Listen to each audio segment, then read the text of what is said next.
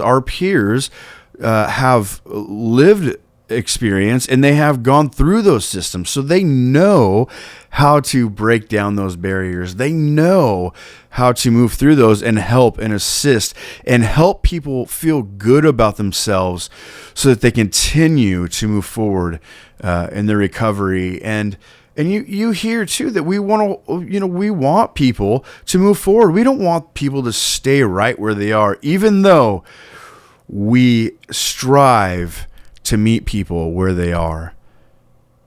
We want to meet people right in the midst of who they are and where they are. And sometimes it takes a while for that rapport to turn to trust, which then allows us to go arm in arm and hand in hand to detox that then leads to inpatient and then outpatient and then being housed for 6 months and then 9 months and then clean and sober for over a year and housed for over a year. We have seen it time and time and time again.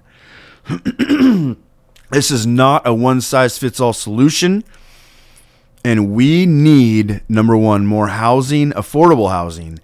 We need more supportive housing. And that is including the peer supports. We need an increase with those peer supports, helping mentor and guide individuals like you're going to hear and continue to hear. Cleaning up your room. Right. That was something that you always voiced to me. I can't do that. I can't do it on my own. How many times have you successfully done that? Yeah, I've been doing it, but it's still really, really hard for me to do that one. That's the one I am getting caught on. Well, but I had sandals last week. This week I've got brand new shoes that I got. Yeah. We got the other day. I got a nice warm coat. I sweated in this coat. That's a big change. Yeah. I was freezing. I had sandals on, and feet were bare. And let's talk about the time when we had an inspection through Housing Authority. How did you feel? Remember, I showed up the day that before. Guy? Yeah, that guy. We were worried about it and got it all printed. He walked in there and I don't know. Looks good. He wanted to know if the outlets worked. Yeah. That was more that they were interested in if the outlets worked than if my room was that clean. But he liked it because it was clean. He didn't look any farther. And who did that? Who cleaned your room? You did. Yeah. But I scheduled 2 hours out of my day the day before that inspection. Yeah. And I got there. And you looked at it. And I looked at it and I was like, oh boy. Yeah. But then Matt said, you know what? This isn't your job. I'm going to do this. Yeah. Give me a little bit of direction on how to do this, and I'm going to do it. Just come back at 8 o'clock in the morning and check it out. That's what I wanted. It was a whole 100% better than what it was just 12 hours before that. Yeah, it was. And he did that. Yeah. And how proud of yourself were you? It gave me a lot of self-worth, I'm telling you. That did make me feel good. It did. And I think it's really important that you embrace those type of accomplishments and just say, I did that and I can continue to do that. Yeah. Because I think a lot of times you're like, I can't do that. There's no way. Yeah. And then you prove yourself wrong. That's true though. I do think that way with the negative end. But you're not the only one. I think that way about myself sometimes and about things I have to do. So that doesn't mean anything negative about yourself, but I just think it's really important that you focus on the fact that I did that. I actually accomplished that. And you feel, you can just see it in your eyes when you accomplish things like that. You're like, I freaking did that. It was. You're right. That makes me so happy. It did. When I got through with that inspection, I was just, couldn't believe how so much weight was lifted off me. I was scared. Because I can't lose the Section 8. I was a little worried as well. But and it's not even that, because I just don't want to. You're an elderly man, no offense. It is what it is. And it's like, I can't imagine you going back to the streets. I can't. And there's no way I'd make it on the streets right now. No, it's freezing. Now, especially with that new drug out, that fentanyl, boy. It makes it so easy just to go to sleep. Yeah. And not come out. Yeah. So, yeah, it does. It really does. So, yeah. Do you have any goals for 2025? I want to get my license and get a car I don't know why I want to. Even though it's going to cost me more money, I am going to do it.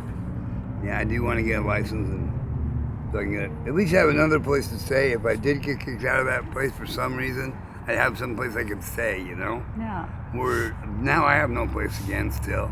Well, and it's a little bit about self-sufficiency as well. You wouldn't have to depend on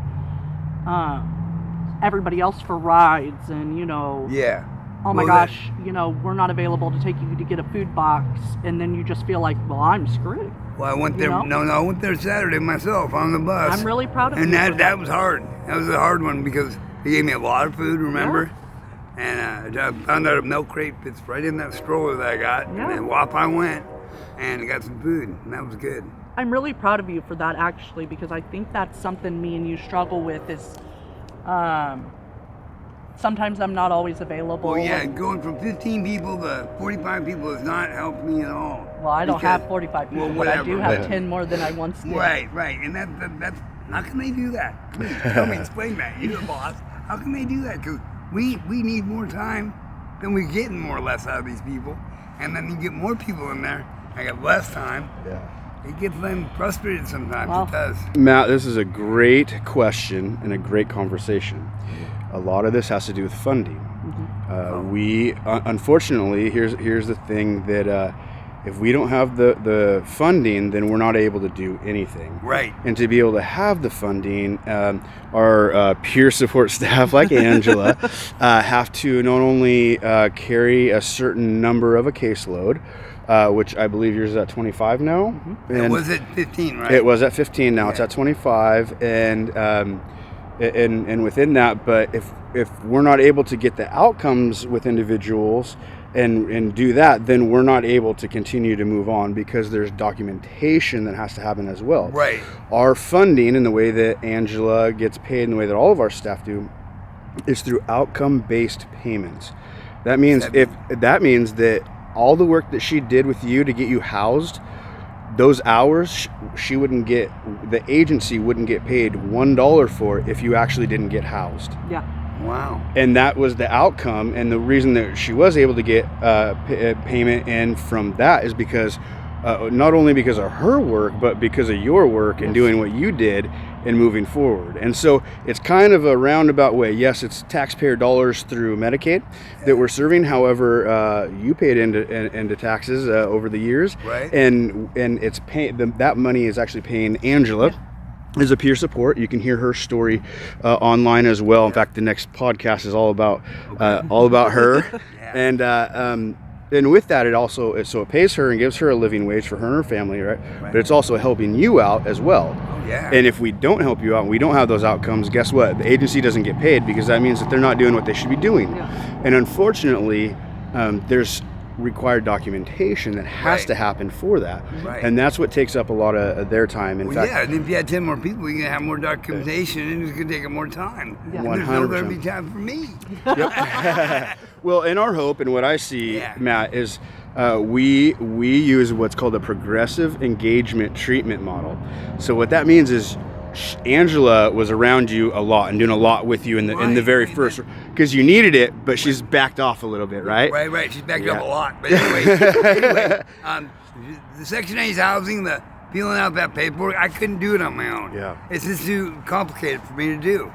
But they did it for me and helped me out with it, and that's why I'm at Section 8 where I'm at. Yeah. I mean, I can't get the government paperwork to get these funds that are for us. Yeah. It's just too confusing for me to do. Really. Yeah, and so Matt, what I'm hearing is because I know that we know that Angela is a peer support. You know, she's been through a lot of the same things, a lot of the system, and all of that. And so obviously having that support as a peer has now led you to being able to navigate the systems of care and to be able to access housing and the things that you need to maintain your life, correct? Right, correct.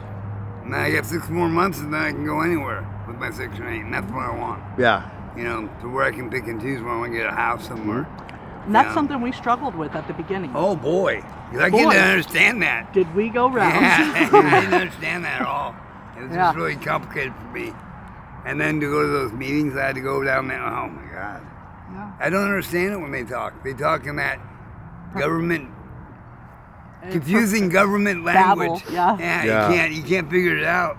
Well, and that's why I think that those programs that fund Angela's position for peers is so important, and why they do that is Right. there are funders both both on for our supportive housing and for our care coordination through choice, that they see value in that. And so can you just express maybe again, just as we were talking about that how important was it for you to have Angela, and how important do you think it I couldn't have gotten is? that paperwork by myself at all.